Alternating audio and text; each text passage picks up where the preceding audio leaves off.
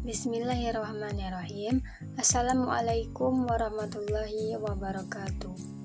Baiklah, di sini kami akan mempresentasikan makalah pengantar manajemen pendidikan. Materi yang akan kami bahas yaitu manajemen sarana dan prasarana. Sebelum kami mempresentasikan makalah kami akan memperkenalkan diri kami. Perkenalkan, nama saya Dizera Natali Putri dengan NIM 20 30 10 30 21.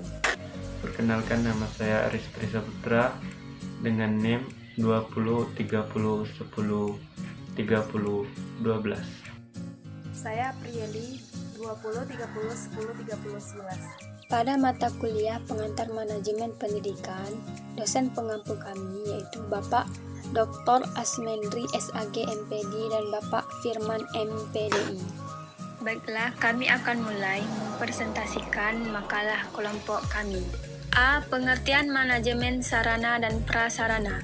Pada dasarnya, manajemen sarana dan prasarana pendidikan terdiri dari dua unsur yaitu sarana dan prasarana.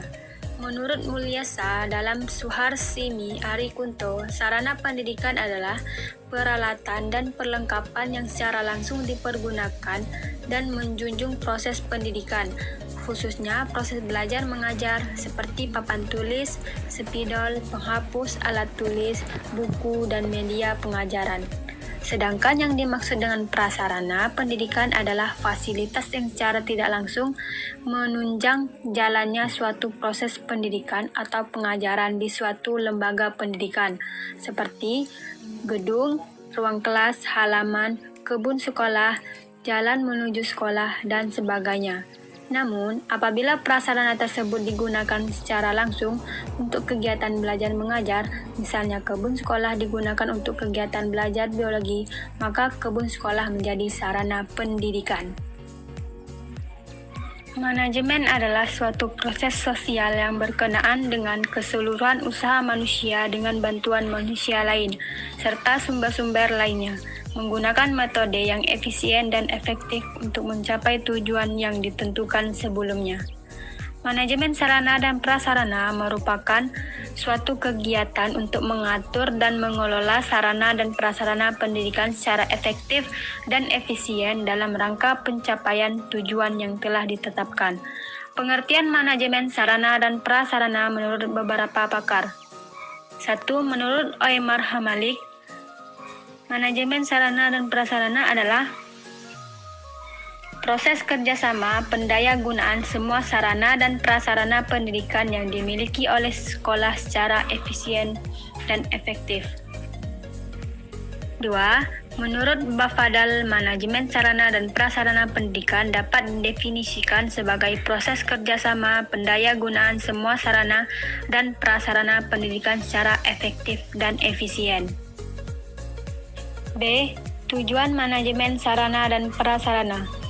Yang pertama, untuk mengupayakan pengadaan sarana dan prasarana sekolah melalui sistem perencanaan dan pengadaan yang hati-hati dan seksama, sehingga sekolah memiliki sarana dan prasarana yang baik, sesuai dengan kebutuhan sekolah dan dengan dana yang efisien. Yang kedua, untuk mengupayakan pemakaian sarana dan prasarana sekolah secara tepat dan efisien. Yang ketiga, untuk mengupayakan pemeliharaan sarana dan prasarana pendidikan sehingga keadaannya selalu dalam kondisi siap pakai dalam setiap diperlukan oleh semua personil sekolah. C. Prinsip-prinsip manajemen sarana dan prasarana. Yang pertama, prinsip pencapaian tujuan, yaitu sarana dan prasarana pendidikan di sekolah dalam kondisi siap pakai apabila akan didayagunakan oleh personal sekolah dalam rangka pencapaian tujuan proses pembelajaran di sekolah. Yang kedua, prinsip efisiensi, yaitu pengadaan sarana dan prasarana pendidikan di sekolah harus dilakukan melalui perencanaan yang seksama, sehingga dapat diadakan sarana dan prasarana pendidikan yang baik dengan harga yang murah. Yang ketiga, prinsip administratif, yaitu manajemen sarana dan prasarana pendidikan di sekolah harus selalu memperhatikan undang-undang, peraturan, instruksi, dan petunjuk teknis yang diberlakukan oleh pihak yang berwenang. Yang keempat, prinsip kejelasan tanggung jawab, yaitu manajemen sarana dan prasarana pendidikan di sekolah harus didelegasikan kepada personel sekolah yang mampu bertanggung jawab apabila melibatkan banyak personel sekolah dalam manajemennya. Maka perlu adanya deskripsi tugas dan tanggung jawab yang jelas untuk setiap personel sekolah. Yang kelima, prinsip kekohesifan, yaitu bahwa manajemen sarana dan prasarana pendidikan di sekolah itu harus direalisasikan dalam bentuk proses kerja sekolah yang sangat kompak. D. Proses manajemen sarana dan prasarana. Proses manajemen sarana dan prasarana pendidikan merupakan proses kerjasama pendayagunaan semua sarana dan prasarana pendidikan secara efektif dan efisien. Proses manajemen sarana dan prasarana pendidikan yang akan dibahas di sini berkaitan erat dengan 1. Perencanaan sarana dan prasarana pendidikan. Yang kedua, pengadaan sarana dan prasarana pendidikan. Yang ketiga, inventarisasi sarana dan prasarana pendidikan. Yang keempat, pengawasan dan pemeliharaan sarana dan prasarana pendidikan. Yang kelima, penghapusan sarana dan prasarana sekolah. Proses yang dilakukan dalam manajemen sarana dan prasarana pendidikan memiliki beberapa tahap, yaitu sebagai berikut. 1. Perencanaan sarana dan prasarana pendidikan. Adapun tahap-tahap perencanaan sarana atau alat pelajar sebagai berikut. A. Mengadakan analisis tentang mata pelajaran apa saja yang membutuhkan sarana dalam penyampaian pembelajarannya. Hal ini dilakukan oleh para guru bidang studi. B. Apabila kebutuhan sarana yang diajukan para guru melampaui kemampuan daya beli sekolah, maka diadakan seleksi yang berdasarkan pada prioritas terhadap alat-alat yang mendesak pengadaannya. C. Mengadakan inventarisasi terhadap alat atau media yang telah ada. Alat yang sudah ada ini perlu ditinjau lagi dan mengadakan reinventarisasi.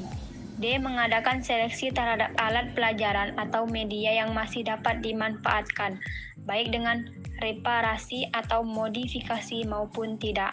E. Mencari dana apabila masih kekurangan dana dalam pengadaan sarana pendidikan. F. Menunjukkan seseorang dalam melaksanakan pengadaan sarana dan prasarana. Penunjukan ini sebaliknya berdasarkan pada keahlian, kelincahan, berkomunikasi, kejujuran, dan sebagainya. 2. Pengadaan sarana dan prasarana. Pengadaan sarana pendidikan dapat dilakukan dengan cara sebagai berikut. A. Pembelian, artinya sarana pendidikan tersebut harus dibeli sesuai dengan ketentuan yang berlaku. B. Membuat sendiri, yaitu sarana pendidikan dapat dibuat sendiri oleh sekolah. C. Menerima hibah atau bantuan atau sumbangan dari pihak lain dan menyewa atau meminjam, artinya sarana pendidikan yang diperlukan disewa atau dipinjam dari pihak lain dalam jangka waktu tertentu. D. Guna susun atau kanibalisme, artinya suatu pengadaan barang dengan menggunakan barang-barang yang sudah tidak bisa dipakai kemudian disusun kembali sehingga menjadi sarana pendidikan atau daur ulang. 3. Pemeliharaan dan penyimpanan sarana dan prasarana. Kegiatan setelah proses pengadaan adalah pencatatan, penyimpanan, dan pemeliharaan sarana pendidikan. Pencatatan atau yang lebih dikenal dengan inventarisasi harus dilaksanakan secara terperinci. Tujuan dari inventarisasi adalah sebagai berikut. A. Tertib administrasi dan tertib sarana pendidikan. B. Pendaftaran, pengendalian dan pengawasan setiap sarana. C. Usaha untuk memanfaatkan penggunaan setiap sarana. D. Menjunjung proses belajar mengajar. Program perawatan dapat ditempuh melalui langkah-langkah berikut ini. A. Membentuk tim pelaksanaan perawatan preventif di sekolah. B. Membentuk daftar sarana dan prasarana termasuk seluruh perawatan yang ada di sekolah. C. Menyiapkan jadwal tahunan kegiatan perawatan untuk setiap perawatan dan fasilitas sekolah. D. Menyiapkan lembar evaluasi untuk menilai hasil kerja perawatan pada masing-masing bagian di sekolah. C. Memberi penghargaan bagi mereka yang berhasil meningkatkan kinerja peralatan sekolah dalam rangka meningkatkan kesadaran dan merawat sarana dan prasarana sekolah. Adapun program perawatan preventif di sekolah tersebut dapat dilaksanakan dengan cara berikut ini. A. Memberikan arahan kepada tim pelaksanaan perawatan preventif dan mengkaji ulang program yang telah dilaksanakan secara teratur. B. Mengupayakan pemantauan bulanan ke lokasi tempat sarana prasarana untuk mengevaluasi aktivitas pelaksanaannya berdasarkan jadwal yang telah dilaksanakan. C. Menyebar informasi tentang program perawatan preventif untuk seluruh warga sekolah terutama guru dan siswa. D. Membuat program lomba perawatan terhadap sarana dan fasilitas sekolah untuk memotivasi warga sekolah. Pemeliharaan sarana dan prasarana sebenarnya memerlukan dana yang cukup besar. Ini tidak bisa dihindari. E. Macam-macam manajemen sarana dan prasarana. 1. Jika ditinjau dari habis tidaknya dipakai. A. Sarana pendidikan yang habis dipakai. Sarana pendidikan yang habis dipakai adalah segala bahan atau alat yang apabila digunakan bisa habis dalam waktu yang relatif singkat, seperti kapur tulis, spidol, penghapus, dan sapu, serta beberapa bahan kimia yang digunakan dalam pembelajaran ilmu pengetahuan alam. B. Sarana pendidikan yang tahan lama. Sarana pendidikan yang tahan lama yaitu keseluruhan bahan atau alat yang dapat digunakan secara terus-menerus dalam waktu relatif lama, seperti bangku, kursi, mesin tulis, komputer, dan peralatan keluarga. 2. Ditinjau dari bergerak tidaknya pada saat digunakan. A. Sarana pendidikan yang bergerak. Sarana pendidikan yang bergerak adalah sarana pendidikan yang bisa digerakkan atau dipindah sesuai dengan kebutuhan pemakaiannya, seperti lemari arsip, bangku, dan kursi yang bisa digerakkan atau dipindah kemana saja. B. Sarana pendidikan yang tidak bergerak. Sarana pendidikan tidak bergerak yaitu semua sarana pendidikan yang tidak bisa atau relatif sangat sulit untuk dipindahkan, seperti tanah, sumur, dan menara, serta saluran air dari PDAM atau semua yang berkaitan dengan itu, seperti pipanya yang relatif tidak mudah untuk dipindahkan ke tempat-tempat tertentu. 3. Ditinjau dari hubungannya dengan proses belajar mengajar. Dalam hubungannya dengan proses belajar mengajar, ada dua jenis sarana pendidikan. Pertama, sarana pendidikan secara langsung digunakan dalam proses belajar mengajar seperti kapur tulis, spidol atau alat pelajaran, alat peraga, alat praktik, dan media atau sarana pendidikan yang lainnya yang digunakan guru atau dosen dalam mengajar. Kedua, sarana pendidikan yang secara tidak langsung berhubungan dengan proses belajar mengajar seperti lemari arsip di kantor. Adapun prasarana pendidikan bisa diklasifikasikan menjadi dua macam. Pertama, prasarana pendidikan secara langsung digunakan untuk proses belajar mengajar seperti ruang teori, ruang perpustakaan, ruang praktik keterampilan, dan ruang laboratorium. Kedua, prasarana pendidikan keberadaannya tidak digunakan untuk proses belajar mengajar, tapi secara langsung sangat menunjang terjadinya belajar mengajar, seperti ruang kantor, kantin, masjid atau musola, tanah jalan menuju lembaga, kamar kecil, ruang usaha kesehatan, ruang guru, ruang kepala sekolah, dan tempat parkir kendaraan.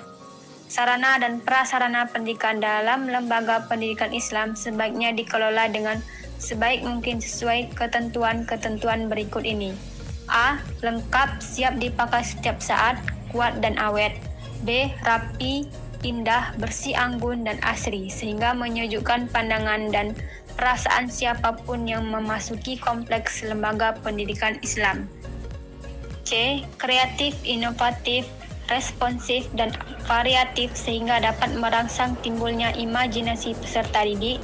D. Memiliki jangkauan waktu penggunaan yang panjang melalui perencanaan yang matang untuk menghindari kecenderungan bongkar pasang bangunan. F. Ruang lingkup manajemen sarana dan prasarana. A. Menurut Bafadal, 1. Perencanaan, kedua pengorganisasian, ketiga pengarahan, yang keempat pengawasan. B. Menurut Werang, 1. Perencanaan kebutuhan sarana dan prasarana. Yang kedua, pengadaan sarana dan prasarana.